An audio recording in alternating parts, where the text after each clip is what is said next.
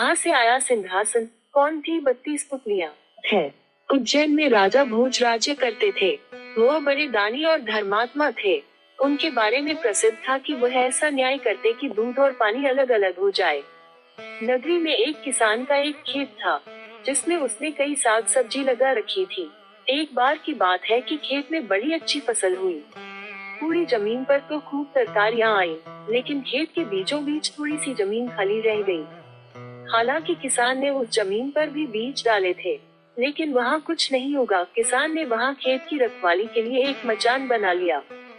जब भी किसान मचान पर चढ़ता अपने आप चिल्लाने लगता, कोई है, राजा भोज को पकड़ लाओ और सजा दो, मेरा राज्य उससे ले लो, जाओ, जल्दी जाओ। सारी नगरी में यह बात आग की तरह फैल गई और राजा भोज के कानों में पहुंची।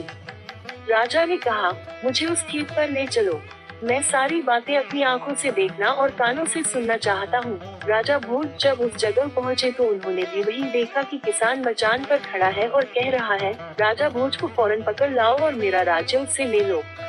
यह सुनकर राजा चिंतित हो गए, चुपचाप महल में लौटा आए। उन्हें रात भर नींद नहीं आई। सवेरा होते ही उन्होंने राज्य के ज्योतिषियों और जानकार पंडितों को इकट्ठा किया। उन्होंने अपनी गोपनीय विद्या से पता लगाया कि उस मचान के नीचे कुछ छिपा है। राजा ने उसी समय आज्ञा दी कि उस जगह को खुदवाया जाए। खोदते खोदते जब काफी मिट्टी निकल गई तो अचानक एक सिंहासन प्रकट हुआ। सिंहासन के चारों ओर 8-8 पुतलियां यानी कुल 32 पुतलियां खड़ी थी। सबके अचरज का ठिकाना न रहा। राजा को खबर मिली तो सिंहासन को बाहर निकालने को कहा, लेकिन कई मजदूरों के जोर लगाने पर भी वह सिंहासन तक से मस न हुआ। तब एक पंडित ने कहा कि यह सिंहासन देवताओं का बनाया हुआ है, अपनी जगह से तब तक नहीं हटेगा जब तक कि राजा स्वयं इसकी पूजा अर्चना न करे। राजा ने ऐसा ही किया। पूजा अर्चना करते ही सिंहासन ऐसे ऊपर उठाया मानो फूलों का हो। राजा बड़े खुश हुए। सिंहासन में कई तरह के रत्न जड़े थे जिनकी चमक अनूठी थी। सिंहासन के चारों ओर 32 पुतलियां बनी थी। उनके हाथ में कमल का एक फूल था। राजा ने हुक्म दिया कि खजाने से रुपया लेकर सिंहासन दुरुस्त करवाएं। सिंहासन सुंदर होने में 5 महीने लगे। अब सिंहासन दमक उठा था, जो भी देखता ही रह जाता। पुतलियां ऐसी लगती मानो अभी बोल उठेंगी। राजा ने पंडितों को बुलाया और कहा, आप लोग कोई अच्छा मुहूर्त निकालें। उस दिन मैं इस सिंहासन पर बैठूंगा। दिन तय किया गया। दूर दूर तक लोगों को निमंत्रण भेजे गए। तरह तरह के बाजे बजने लगे। महल में खुशियां मनाई जाने लगी।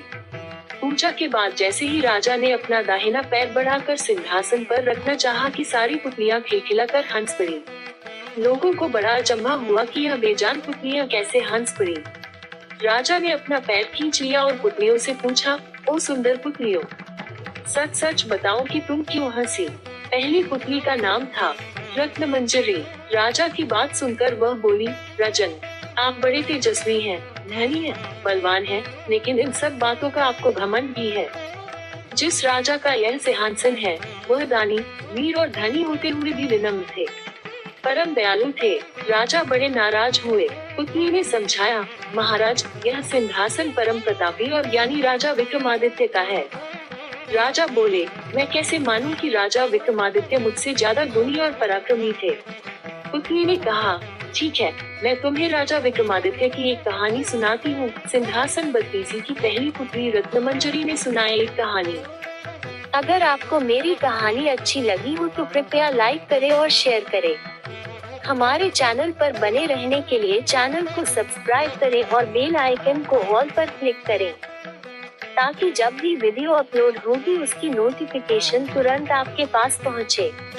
हमारे चैनल पर बने रहने के लिए धन्यवाद। जय हिंद, वंदे मातरम।